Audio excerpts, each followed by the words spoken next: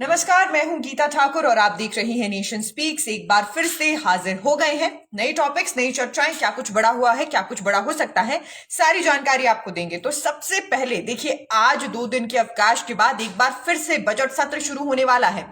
5वें दिन भी सदन में हंगामा होने के पूरे पूरे आसार हैं। 2 दिन के अवकाश के बाद जो है ये कार्यवाही दोबारा होने वाली है। कार्यवाही हमेशा की तरह प्रश्नकाल से शुरू होगी। सदन में विधायकों द्वारा आज ज्यादातर जो है कृषि और पंचायती राज एवं ग्रामीण विकास विभाग से जुड़े जो मुद्दे हैं उस पर प्रश्न पूछे जाएंगे। प्रश्नकाल के बाद सदन में पटल पर कई अध्यादेश टेबल किए जाएंगे। इन्हें प्रस्तुत करने के बाद 2023-24 के बजट को लेकर चर्चा होगी। मुख्यमंत्री सुखविंदर सिंह सुक्खू ने 17 मार्च को बजट प्रस्तुत कर दिया है। आज से अगले 23 मार्च तक बजट की अनुदान मांगों को लेकर सदन में चर्चा होने वाली है और यही कारण है कि सदन की जो कार्यवाही है वो हंगामेदार रहेगी, ये माना जा रहा है। क्योंकि अब देखिए, जो बजट 17 तारीख को पेश हो गया उस पर चर्चाएं होगी और बजट पर चर्चा मतलब लाजमी है कि बहुत ही ज्यादा गतिरोध जो है देखने को मिले। धनीराम जी गुड मॉर्निंग सर। साहिल दिमान जी गुड मॉर्निंग। जय मां बंगला मुखी, बहुत बहुत स्वागत है लाइव सेशन में। बहुत बहुत शुक्रिया लाइव सेशन को आपने ज्वाइन किया। तो जैसा कि मैंने कहा कि क्योंकि बजट प्रस्तुत होने के बाद अब बजट पर चर्चा होने वाली है तो लाजमी है कि सदन में हंगामा देखने को मिले। आपको यह भी बता दें, मुख्यमंत्री सुखविंदर सिंह सुक्खू ने अगले फाइनेंशियल ईयर के लिए 53,413 करोड़ रुपए का बजट प्रस्तुत किया है। संभव है कि बजट अनुदानों पर चर्चा के दौरान इस बजट में कुछ बढ़ोतरी हो सकती है, क्योंकि मौजूदा वित्त वर्ष के 31 मार्च तक अनुपूरक बजट को मिलाकर लगभग 65,000 करोड़ खर्च हो जाएगा। माना जा रहा है कि बजट पर चर्चा के दौरान कैपिटल एक्सपेंडिचर पर बजट में इजाफा हो जाएगा। तो कुल मिलाकर बजट पर चर्चा होने वाली है और अनुदान मिलाकर जो है हो सकता है कि जो राशि है वो 53,000 से बढ़ जाए। आपको ये भी बता दें कि इस वक्त विपक्ष की क्योंकि पूरी तैयारी रहने वाली है, 2 दिनों का अवकाश था, तो जहां कमी रह गई वहां पर कमी को पूरा किया गया होगा। आपको बता दें कि हिमाचल विधानसभा बजट सत्र के पहले 3 दिन विपक्ष ने जोरदार हंगामा किया है। हम सभी जानते हैं कि वॉकआउट भी कर लिया गया और नियम 67 के तहत कार्यवाही भी की गई। पहले 2 दिन विपक्ष ने काम रोको प्रस्ताव पेश किया। तीसरे दिन काली झंडी और जंजीर हाथों में लेकर जो है तालों के साथ प्रदर्शन किया गया और सत्ता पक्ष को घेरने में कोई कसर नहीं छोड़ी गई। लेकिन बजट भाषण को विपक्ष ने शांतिपूर्वक सुना था। उसी दिन नेता प्रतिपक्ष जयराम ठाकुर ने यह कहा था कि तालाबंदी को लेकर विपक्ष का रवैया आने वाले दिनों में और आक्रामक होगा। और देखिए, इस जो तालाबंदी थी उसे लेकर जो प्रदर्शन देखने को मिल रहा था, इसी बीच फिर से शिक्षण संस्थानों को यानी जो स्कूल्स थे उन्हें डी नोटिफाई किया गया था। तो ऐसे में स्कूलों का डी नोटिफाई होना और वो भी खासकर विरोध के बीच में स्कूलों का डी नोटिफाई होना, जो रुख आक्रामक होने वाला था वो रुख आक्रामक होगा ही, ये इस बात पर जो है मोहर लगाता है, पुष्टि करता है। आपको ये बता दें कि 4 दिन के सत्र में विपक्ष 2 बार वॉकआउट कर चुका है और 1 बार सदन से उठकर बाहर जा चुका है।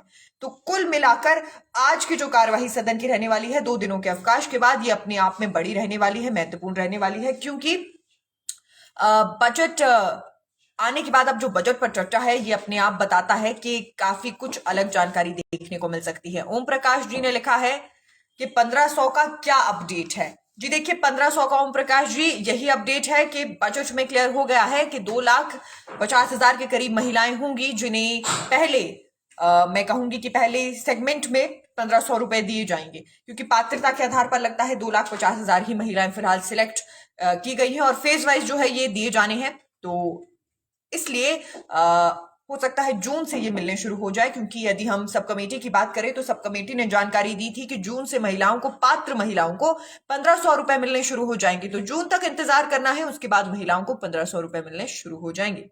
डॉक्टर राजेश गुड मॉर्निंग लिख रहे हैं कि आज पेशेंस हैं, मंडे है, लेकिन फिर भी देखिए मंडे है, आप सभी लोग लाइव सेशन में फिर भी जुड़े हैं, बहुत बहुत शुक्रिया। ओम प्रकाश जी, आपसे ये कहना चाहूंगी कि यदि आप लाइव सेशन में जुड़ना चाहते हैं तो उसके लिए आपको पहले अपनी जानकारी जो है नेशन स्पीक्स को भेजनी है, ताकि नेशन स्पीक्स अगले दिन आपको लाइव सेशन में जोड़ सके। देखिए, इससे पहले भी आप सभी को बताया गया है कि यदि आप सभी इस लाइव सेशन का हिस्सा बनना चाहते हैं, लाइव मुझसे चर्चा करना चाहते हैं, तो उसके लिए आपको पहले अपनी जानकारी नेशन स्पीक्स को देनी है। नेशन स्पीक्स अगले दिन आपको किसी भी टॉपिक पर, जिस टॉपिक पर आप बात करना चाहते हैं उस टॉपिक पर लाइव सेशन में जरूर जोड़ेगा। तो कोशिश करें कि यदि आप जुड़ना चाहते हैं, क्योंकि आपकी रिक्वेस्ट जो है कई दफा मैं देख पाती हूं, तो यदि आप जुड़ना चाहते हैं उसके लिए अपनी जानकारी पहले दिन नेशन स्पीक्स को मैसेज कर दीजिए या फिर कमेंट बॉक्स में लिख दीजिए। नेशन स्पीक्स जरूर अगले दिन आपको लाइव सेशन में जोड़ने की कोशिश करेगा। कुलदीप सिंह ठाकुर जी गुड मॉर्निंग, बहुत बहुत स्वागत है आपका, बहुत बहुत शुक्रिया। चलिए, हालांकि बजट को लेकर आप सभी की प्रतिक्रिया मुझे देखने को मिली है। जिन लोगों ने अभी तक बजट को लेकर अपनी प्रतिक्रिया मुझे नहीं दी है, आप सभी से दरख्वास्त है कि बजट को लेकर आपकी जो भी प्रतिक्रिया है, क्योंकि अब काफी दिन बीत चुके हैं बजट को आए हुए, अब तक प्रतिक्रिया बन गई होगी सभी की, या फिर अभी तक जो है एक थॉट में कहूंगी कि बन गया होगा। पॉजिटिव नेगेटिव जरूर कमेंट बॉक्स में बताइएगा कि क्या आप बजट को लेकर सोचते हैं। चलिए अगली और आगे की जानकारी आपको दूंगी। तो देखिए, हिमाचल प्रदेश और जम्मू कश्मीर का सेब उद्योग संकट के दौर से गुजर रहा है। बागवानों की कई सारी मांगे हैं जो लंबे समय से पूरी नहीं हो पा रही। इसे बचाने के लिए बागवान बीते साल 2.5 महीने तक लंबा आंदोलन लड़ चुके हैं। अब बागवान दिल्ली के जंतर मंतर का रुख करने जा रहे हैं। मदन जी लिख रहे हैं कि गुड मॉर्निंग जी, आपको भी वेरी गुड मॉर्निंग। लिख रहे हैं कि बजट अच्छा है सीएम साहब का, पर 10 गारंटीज के बारे में कुछ नहीं उन्होंने कहा है, ये पूरी होगी कि नहीं। देखिए, यदि मदन जी आप पूरे बजट को ध्यान से देखेंगे, थोड़ा ब्रेक डाउन करके देखेंगे, तो आपको पता चलेगा कि बजट में जो है 4 गारंटीज पर बात हुई है, लेकिन बाकी की 6 गारंटी पर उन्हें जो है मैं कहूंगी कि उन्हें छुआ ही नहीं गया है। उन पर कोई बातचीत, कोई जानकारी स्पष्ट की ही नहीं गई। तो बाकी की जो 4 गारंटी है, जिसमें शिक्षा की गारंटी रखिए, ओपीएस, महिलाओं को 1500 रुपए, ये सारी, और रोजगार, ये सारी जो गारंटी है इन्हें काफी हद तक टच करने की जो है कोशिश की गई, लेकिन बाकी की 6 गारंटीज पर कोई बातचीत नहीं हुई है। तो उम्मीद करते हैं कि यदि बजट में गारंटीज को नहीं छुआ गया है, वैसे तो ये एक साइन बन जाता है कि अब आपको थोड़ा लंबा इंतजार करना है बाकी की 6 गारंटीज पर, लेकिन उम्मीद करते हैं कि बेशक इन्हें बजट में नहीं छुआ गया, लेकिन आने वाले समय में समयबद्ध तरीके से मुख्यमंत्री साहब जो है इन गारंटीज पर नजर डालेंगे, रुख करेंगे और इन गारंटीज को पूरा करेंगे। चलिए, बागवानों की मैं बात कर रही थी, तो अब जो है हिमाचल प्रदेश का बागवान दिल्ली के जंतर मंतर का रुख करने जा रहा है। एप्पल फेडरेशन ऑफ इंडिया के संयोजक ने यह जानकारी दी है कि हिमाचल और जम्मू कश्मीर के बागवान 4 अप्रैल को जम्मू कश्मीर से जो है और हिमाचल से बागवान जंतर मंतर पर धरना देंगे। इस दौरान सेब की बागवानी पर आए संकट को केंद्र सरकार के अब समक्ष उठाया जाएगा। यानी कुल मिलाकर साफ तरीके से ब्रेक डाउन करूं तो अब प्रदेश सरकार से बागवानों का जो भरोसा था वो काफी हद तक खत्म हो गया है कि अब दिल्ली जाकर जो है केंद्र सरकार से मांग उठाई जाएगी, उनके समक्ष अपने मुद्दों को रखा जाएगा। उन्होंने ये भी बताया कि सेब पर बीते 3 सालों में इनपुट कॉस्ट दोगुनी हो गई है। ऐसे वक्त में सरकार कृषि इनपुट पर सब्सिडी खत्म कर रही है।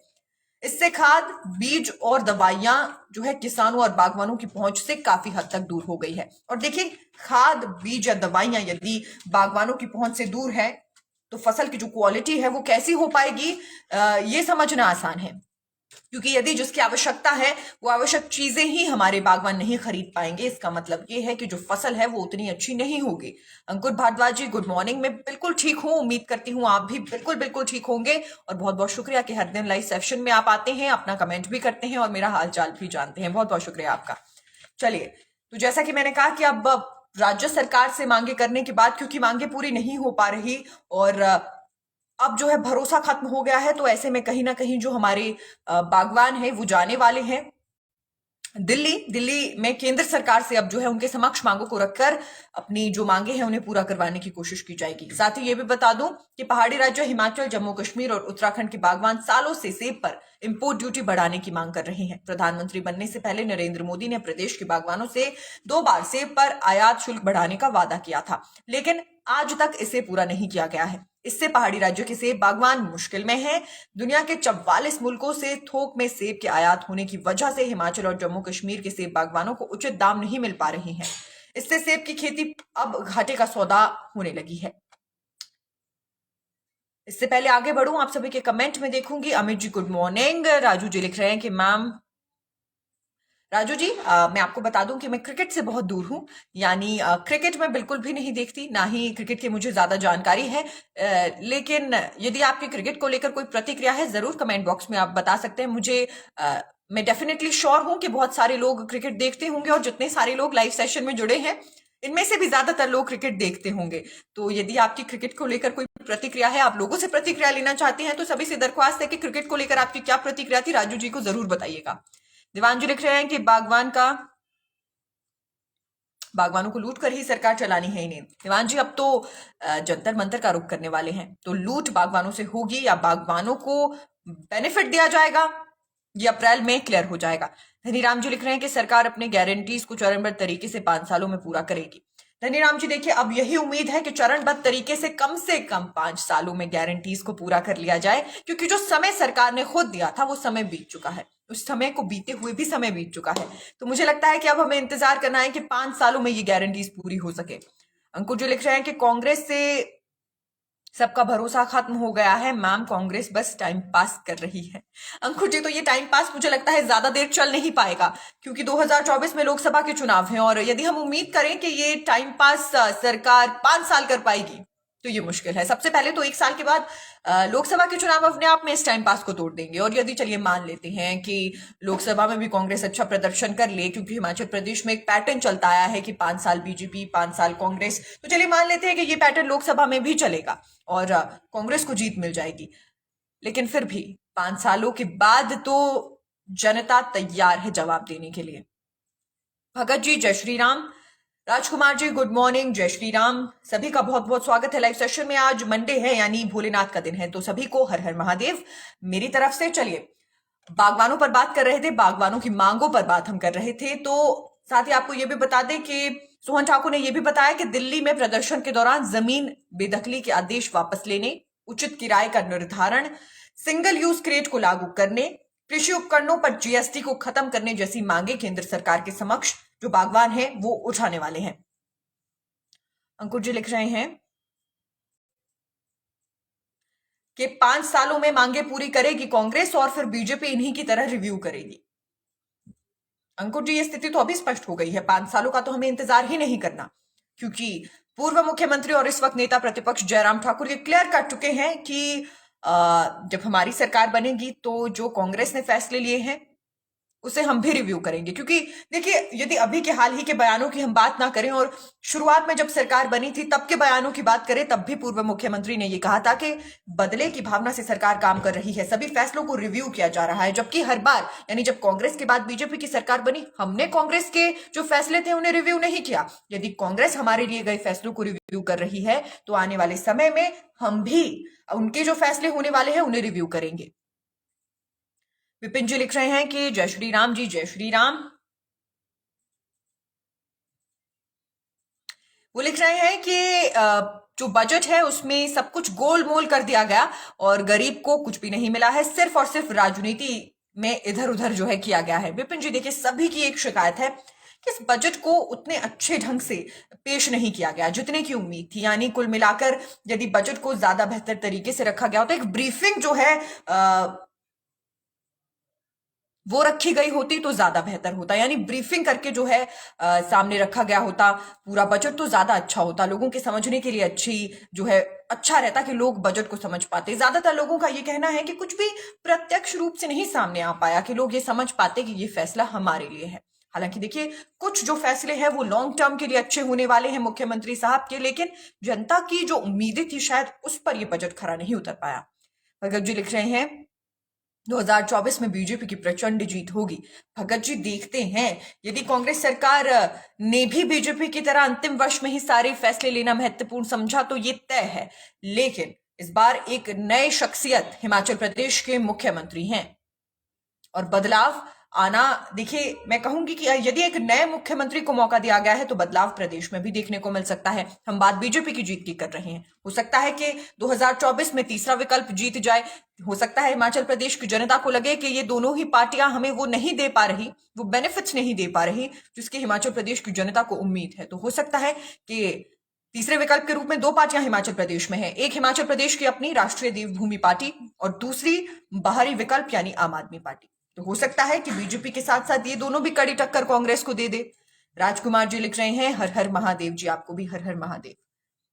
अमित जी ने लिखा है कि आप खुद बागवान हो, आपकी क्या प्रतिक्रिया है, सरकार कितना सोच रही है बागवानों के लिए। अमित जी देखिए, यदि हम बागवानों की बात करें तो लंबा समय हो चुका है, बागवान बारिश में भीगते हुए हर मौसम में प्रदर्शन कर चुके हैं। आप सभी को याद होगा कि जब पिछली सरकार थी और पिछली सरकार का अंतिम कुछ महीने कार्यकाल के चल रहे थे तो उस दौरान हमारे जो बागवान हैं वो रिज मैदान पर बारिश में भीगते हुए जो है प्रदर्शन कर रहे थे, जो बताता है हमारे बागवान हमारी आर्थिकी के लिए रीढ़ की हड्डी का काम करते हैं। और यदि बागवानों की मांगे हैं, उन मांगों को दरकिनार किया जा रहा है, उनसे जो लूट खासकर देखने को मिलती है, आप आड़तियों की लूट कहिए या फिर जो अवैध तरीके से उनसे राशि ली जाती है, जो अलग अलग चार्जेस के रूप में ली जाती है, यदि उन सभी की हम बात करें तो बागवानों के साथ इस वक्त अन्याय हिमाचल प्रदेश में देखने को मिल रहा है। खासकर तब जब पहाड़ी राज्यों में बागवान एक महत्वपूर्ण भूमिका निभाते हैं। तो मुझे लगता है कि आने वाले जो समय है उसमें सरकार को बागवानों के लिए सोचना महत्वपूर्ण बन जाता है, क्योंकि यदि इसी तरीके से बागवानों की फसल इफेक्ट होती रही या फिर बागवानों को जो है परेशानियां आती रही, तो लाजमी है कि पहले ही, क्योंकि देखिए कल एक रिपोर्ट सामने आई है जिसके आधार पर जो कृषि है वो काफी हेक्टेयर्स में कम हुई है हिमाचल प्रदेश में। तो हिमाचल प्रदेश से किसान बागवान कम होते चले जाएंगे और एक तरफ हमें ग्रीन राज्य बनना है, और यदि ग्रीन राज्य बनना है तो उसके लिए प्रकृति आगे बढ़े, यानी हम खेती की तरफ जाएं और जितनी भी प्रदूषण वाली चीजें हैं उन्हें कम कर दें। उसके लिए महत्वपूर्ण है कि किसानों बागवानों की सुविधाओं का ख्याल रखा जाए। तो उम्मीद करते हैं कि ऐसा होगा, सरकार इस बात को समझेगी। धनीराम जी लिख रहे हैं कि मैम कल राजगढ़ क्षेत्र में भारी ओलावृष्टि हुई है। बहुत बहुत शुक्रिया धनीराम जी कि आपने ये जानकारी दी है। कल देखिए, कल से मैं कहूंगी आज भी मौसम काफी हद तक अच्छा बना हुआ है, और मैं बॉर्डर एरिया पर हूं तो यदि यहाँ की बात करूं तो यहाँ पर मैं कहूंगी कि बारिश नहीं हुई उतनी ज्यादा, लेकिन मौसम बहुत सुहाना है। ना ही तेज धूप है ना ही तेज बारिश है। बहुत अच्छा मौसम जो है बॉर्डर एरियाज पर हिमाचल प्रदेश में देखने को मिल रहा है। अंकुर जो लिख रहे हैं कि 2024 में बीजेपी की जीत होगी, कांग्रेस में दम नहीं है।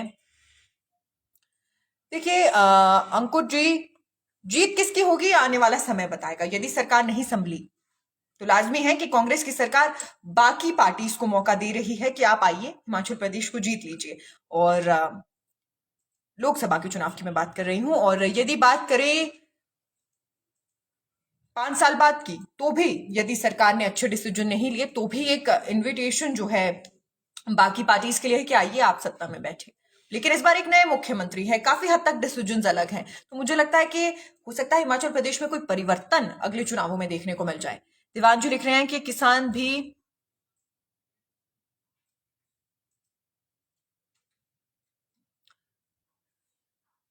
देखिए दीवान जी, आप लिख रहे हैं कि कोई भी सरकार जो है बागवानों की और किसानों की जो मांगे हैं, उनके जो हित हैं, उन पर ध्यान नहीं देती। देखिए दीवान जी, मुझे लगता है कि इस स्थिति पर यदि बात करनी हो तो लंबा समय किसानों को हो चुका है, लंबा समय अलग अलग सरकारों से मांग करते हुए हो चुका है। बीजेपी की सरकार थी, मांग बागवान कर रहे थे, मांगे पूरी नहीं हुई, प्रदर्शन किया गया, आश्वासन दिए गए।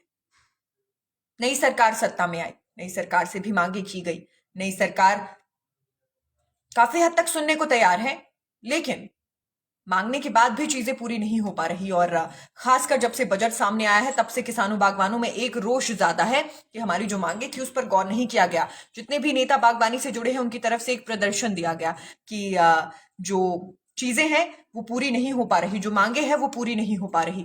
लेकिन अब जब किसान बागवानी डिसाइड कर रहे हैं, खासकर बागवानी डिसाइड कर रहे हैं कि केंद्र सरकार से मांग करेंगे, तो इसका मतलब यह है कि प्रदेश की जो राज्य सरकार है यानी कांग्रेस की जो सरकार है उससे ज्यादा खुश नहीं है हमारे किसान बागवान। तो ऐसे में ना बीजेपी ना कांग्रेस, तो अब केंद्र सरकार का रुख किया जा रहा है। देखना यह है कि क्या केंद्र सरकार उनकी मुसीबतों को सुलझा पाएगी।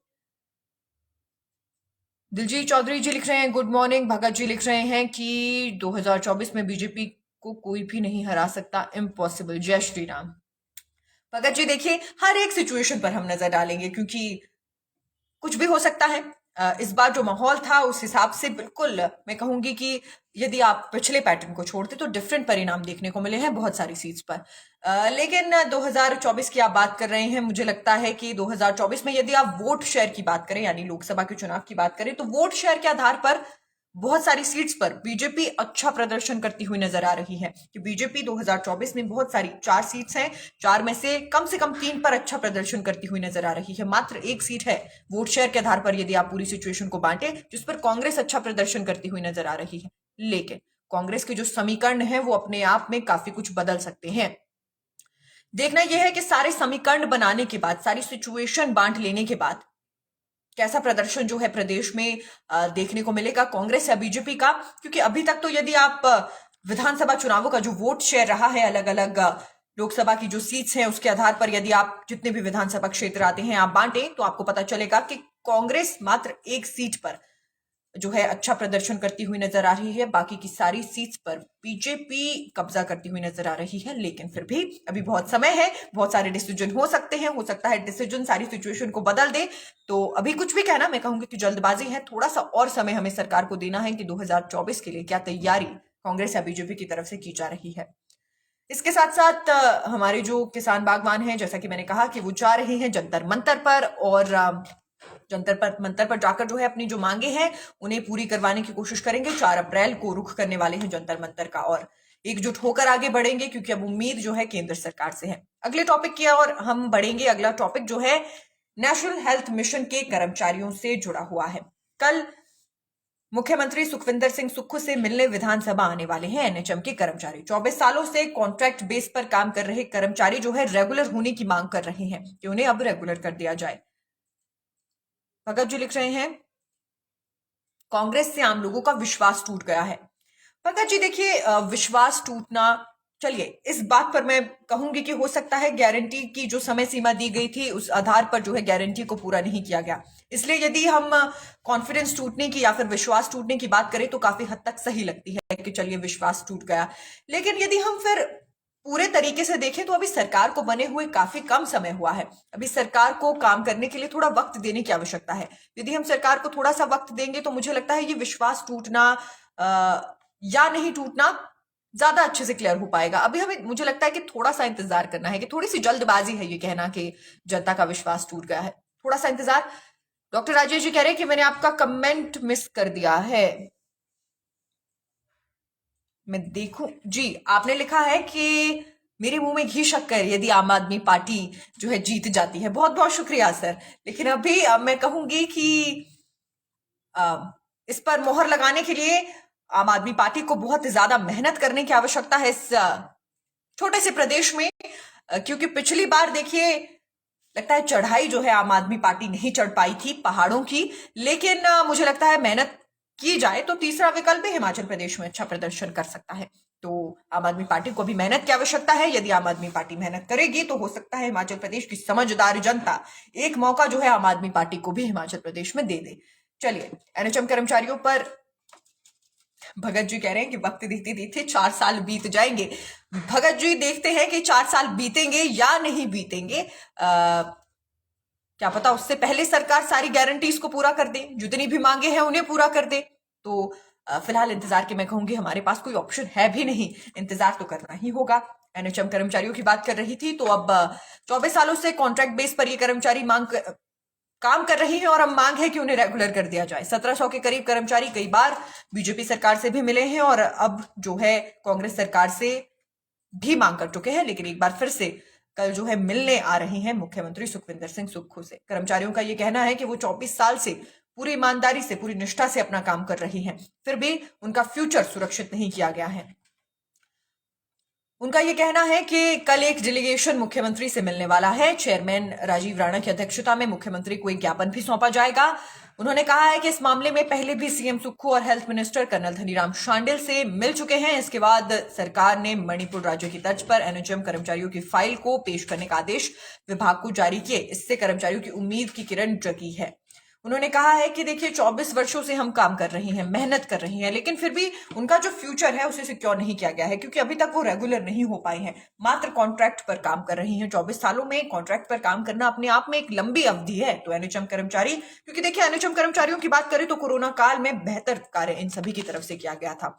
उसके साथ साथ तब से लेकर अब तक अपनी मांगों को समय समय पर उठाते आए हैं, कि समय समय पर ये कहते आए हैं कि हमें रेगुलर कर दिया जाए, हमारी जो मांगे हैं उन्हें पूरा कर दिया जाए, लेकिन ऐसा देखने को नहीं मिला है।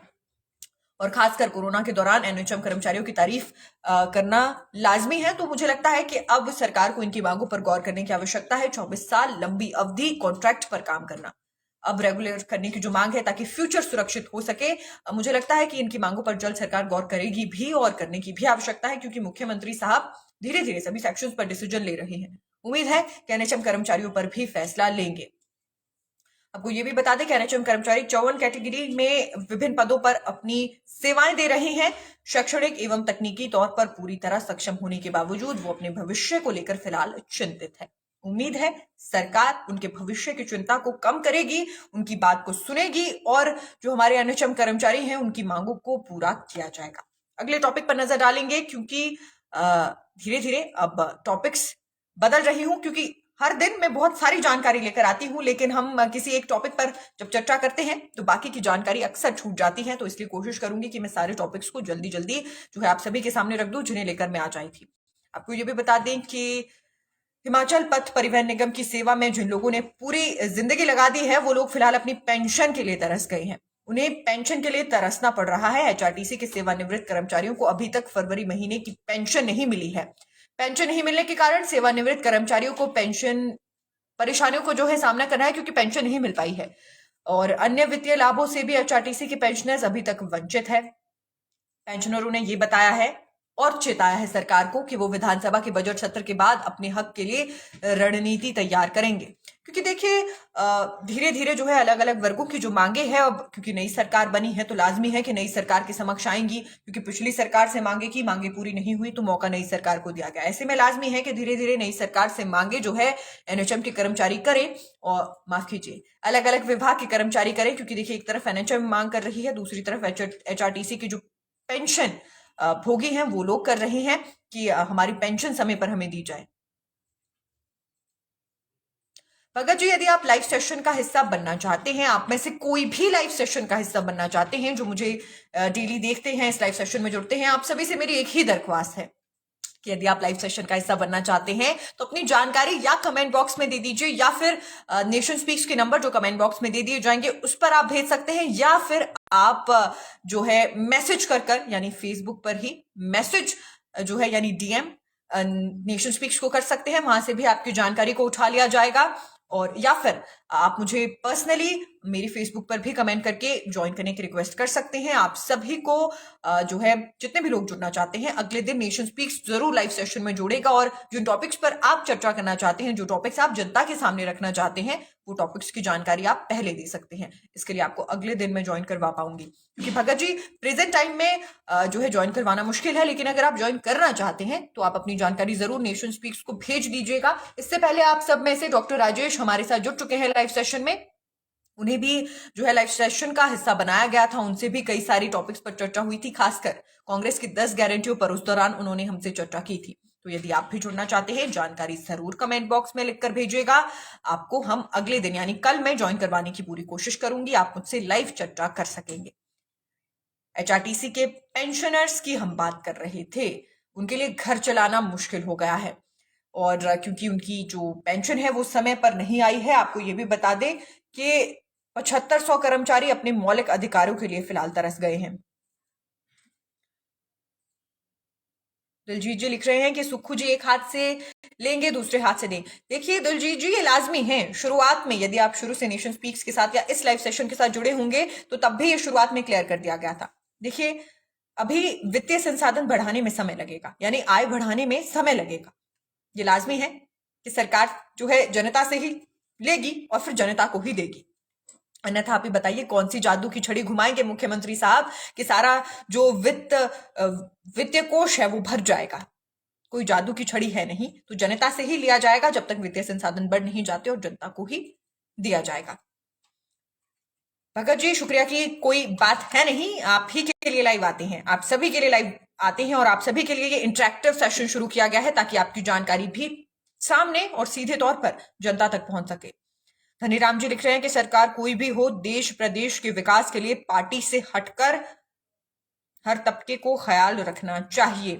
बिल्कुल धनीराम जी, आपके कमेंट से मैं 100% जो है सहमति रखती हूं। बिल्कुल सही आपने कहा कि कोई भी देश हो, प्रदेश हो, विकास के लिए पार्टी से हटकर हर तबके का जो है ख्याल रखा जाना चाहिए, बिल्कुल रखा जाना चाहिए। और राजनीति में सिर्फ राजनीति ना होकर, क्योंकि देखिए राजनीति है होगी, लेकिन यदि प्रदेश हित में नहीं है, जनता के लिए नहीं है, तो राजनेताओं का होने का कोई लाभ नहीं, राजनीति करने का कोई लाभ नहीं, यदि प्रदेश हित ना हो। मजा तब है कि यदि दोनों ही यानी सत्ता पक्ष और विपक्ष जनता के लिए कौन बेहतर काम कर सकता है इस पर विचार करें, और इस पर जो है डिबेट देखने को मिले कि हमने जनता के लिए बेहतर काम, मात्र कागजी तौर पर नहीं या मात्र मौखिक तौर पर नहीं, धरातल पर वो काम देखने को मिले। चलिए, तो एक तरफ एचआरटीसी के पेंशनर्स हैं जिन्हें फिलहाल 7500 के करीब पेंशनर्स हैं जिन्हें अपनी पेंशन का इंतजार है। 20 दिन से ज्यादा का वक्त बीत चुका है, अभी तक पेंशन नहीं मिल पाई है, घर चलाना मुश्किल है। दूसरी तरफ एनएचएम के जो कर्मचारी हैं उनकी मांग है। डॉक्टर राजेश जी ने लिखा है कि एचआरटीसी पेंशनर्स के साथ पिछली सरकार ने भी दुर्व्यवहार किया था और सीएम साहब उनसे मिले भी नहीं, बहुत दूर से। देखिए डॉक्टर राजेश जी, हमारे जो एचआरटीसी के कर्मचारी हैं, देखिए कुछ एक शिकायतें रहती हैं उनसे, लेकिन कुछ एक बेहतर कार्य करने वाले भी कर्मचारी हैं और फिलहाल उनकी मांग है, वो रिटायर हो चुके हैं, अपनी सेवाएं दे चुके हैं।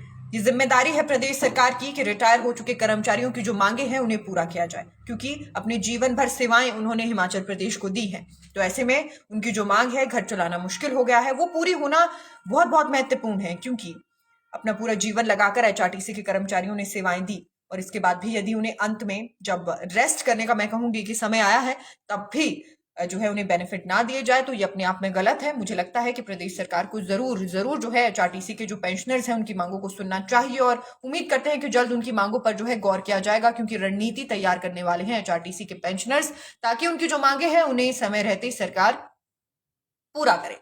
चलिए, अगली जानकारी आपको देने की कोशिश मैं करूंगी। अगली जानकारी वेदर का अपडेट है कि बारिश जो है, क्योंकि देखिए आप सभी की तरफ से वेदर अपडेट मांगा जाता है, कभी ना कोई कमेंट मुझे जरूर देखने को मिलता है जिसमें आप सभी कहते हैं कि गीता जी मौसम का अपडेट जरूर दें। हालांकि मैं मौसम का अपडेट जो है हर दिन ही लाना भूल जाती हूँ, खासकर शाम 6 बजे एक मांग रहती है कि आप मौसम का अपडेट दें, और शाम 6 बजे मैं मौसम का अपडेट नहीं दे पाती। लेकिन आज सुबह सुबह मौसम का अपडेट, हालांकि अब सुबह से काफी ज्यादा वक्त बीत भी चुका है, लेकिन मैं मौसम का अपडेट लेकर आई हूं। तो आपको बता दूं कि कल रात तब बारिश हुई है और जो गर्मी जैसे हालात हिमाचल प्रदेश में अचानक बनने लगे थे वो काफी हद तक कम हुए हैं। वेदर में काफी ठंडक देखने को मिली है और सुहाना सा मौसम हो गया है। और अब यदि हम बात करें कि सामान्य से कितनी कम बरसात हुई है, तो 73% कम बरसात देखने को मिली है। फसलों पर बुरा असर पड़ा है और गर्मियों से पहले ही हिमाचल प्रदेश में सूखे से हालात बनने लगे थे, लेकिन फाइनली बारिश हुई है, मौसम अच्छा हुआ है। बताया जा रहा है कि 26 मार्च तक मौसम खराब रहने का पूर्वानुमान है, यानी 26 मार्च तक हिमाचल प्रदेश में मौसम खराब रहेगा। और आज भी ज्यादातर क्षेत्रों में बारिश होने के आसार हैं, कि आज भी ज्यादातर क्षेत्रों में जो है बारिश हो सकती है और तापमान में 5 से 10 डिग्री की जो कमी है वो दर्ज की गई है, क्योंकि इससे पहले देखिए लगातार मौसम जो है गर्मी की तरफ बढ़ रहा था, ज्यादा गर्मी देखने को मिली थी। इस बार प्रदेश में बर्फबारी और बारिश काफी हद तक कम हुई है, जिस वजह से हमारे जो किसान बागवान हैं उनकी फसलों को भी काफी नुकसान हुआ है। लेकिन फाइनली बारिश हुई है और 26 तारीख तक जो मौसम है वो खराब रहने की जानकारी सामने आई है, पूर्वानुमान है, यानी आने वाले दिनों में थोड़ी राहत गर्मी से बरकरार रहेगी और मौसम जो है सुहाना बना रहेगा। मुनीश रनौत जी, गुड मॉर्निंग। काफी देरी से आए हैं आज, लेकिन बहुत बहुत शुक्रिया कि लाइव सेशन को आपने ज्वाइन किया है। डॉक्टर राजेश जी लिख रहे हैं कि शिमला में वापस हीटर निकल आए हैं। जी बिल्कुल, मेरी फैमिली भी शिमला में ही रहती है, तो उनकी तरफ से ये जानकारी मुझे दी गई थी कि शिमला में काफी हद तक ठंड हो चुकी है। जो स्वेटर्स उतरने लगे थे वो स्वेटर्स वापस लोगों ने पहन लिए हैं, क्योंकि शिमला में एक बारिश ही इतनी ठंड जो है कर देती है कि लोग वापस स्वेटर्स पहनना शुरू कर देते हैं। भगत जी लिख रहे हैं कि अभी सुमटी में खराब मौसम है, बारिश आ सकती है। यानी भगत जी आप सुमटी में रहते हैं, चलिए आपके घर का पता मुझे मिल गया। लेकिन बिल्कुल सही आपने कहा कि शिमला में काफी सारी जगहों पर, जहां क्षेत्र की आपने बात की है, यहाँ पर भी मौसम खराब है। ज्यादातर जगहों में जो है मौसम खराब है और यहाँ तक कि मैं कहूंगी बॉर्डर एरियाज जहां पर इस वक्त हम मौजूद हैं वहां पर भी काफी हद तक मौसम खराब है। धूप नहीं खिली है और बारिश जैसी स्थिति देखने को मिल रही है। सुभाष जी, जय श्री राम, बहुत बहुत शुक्रिया। चलिए, एक आखिरी जानकारी आपको दूंगी, फिर आप सभी से मैं अलविदा लूंगी। आखिरी जानकारी ये है कि हिमाचल में अब बढ़ा हुआ जो राशन है वो लोगों को मिल पाएगा। इसमें आटा और चावल है, इसका जो कोटा है वो बढ़ा दिया गया है। अब 15 किलो राशन लोगों को मिलने वाला है और करीब 19 लाख राशन कार्ड धारकों को, जो परिवार है, उन्हें राशन का कोटा बढ़ाया गया है। बेनिफिट उन्हें मिलने वाले हैं और इसी महीने से ये बेनिफिट मिलने शुरू हो जाएंगे। सुभाष जी ने लिखा है कि कुल्लू में बारिश के पूरे आसार लग रहे हैं। जी, कुल्लू के साथ साथ शिमला, शिमला के साथ साथ बॉर्डर एरियाज, बिल्कुल बारिश जैसे हालात हैं। सुरेंद्र कुमार जी ने लिखा है कि मेरी स्पीच बहुत अच्छी है। बहुत बहुत शुक्रिया सर, बहुत बहुत शुक्रिया। ऐसे ही मुझ पर और नेशन स्पीक्स पर प्यार आशीर्वाद बनाए रखें आप सभी।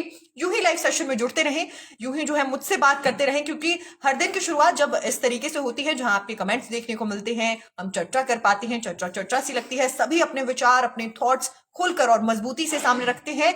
और यही इस लाइव सेशन की जो खूबसूरती भी है, इंटरेक्टिव सेशन है, मैं आप सभी से बात कर पाती हूँ, आपके विचार सुन पाती हूँ, आप क्या कहना चाहते हैं वो जान पाती हूँ। तो बहुत बहुत शुक्रिया जितने भी लोग लाइव सेशन में जुड़े हैं और जितने भी लोग लाइव सेशन में रोज जुड़ते हैं, बहुत बहुत शुक्रिया। जितने लोग नए हैं, दरख्वास्त बरकरार है, लाइव सेशन को शेयर करते रहिए, ज्यादा से ज्यादा शेयर करेंगे, ज्यादा से ज्यादा लोग जो है हमारी जानकारी को सुन पाएंगे और इसी तरीके से जो है रोज लाइव सेशन में आकर अपनी जानकारी रखिए।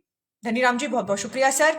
एक और दरख्वास्त है मेरी आप सभी से कि यदि आप लाइव सेशन का हिस्सा बनना चाहते हैं तो अपनी जानकारी जरूर जरूर कमेंट बॉक्स में रखिएगा, क्योंकि यदि आप अपनी जो है जानकारी रखेंगे तो अगले दिन मेरे लिए आपको लाइव लेना आसान होगा, आप सभी को लाइव सेशन में जोड़ पाऊंगी। जिस भी टॉपिक पर जो भी जानकारी आप रखना चाहते हैं जरूर जरूर रखिएगा और अपनी जानकारी हमें या तो मैसेज कीजिए या फिर कमेंट बॉक्स में रखिए, हर दिन आपको लाइव लेने की कोशिश करेंगे। चलिए अब वक्त है कि आप सभी से मैं अलविदा लूं। शाम 6 बजे आपसे मुलाकात करूंगी, नए टॉपिक्स होंगे, नई चर्चा होगी, हम और आप होंगे। तब तक के लिए स्वस्थ रहिए, अपना ख्याल रखिए और दिन भर यूं ही बने रहिए नेशन स्पीक्स के साथ। धन्यवाद।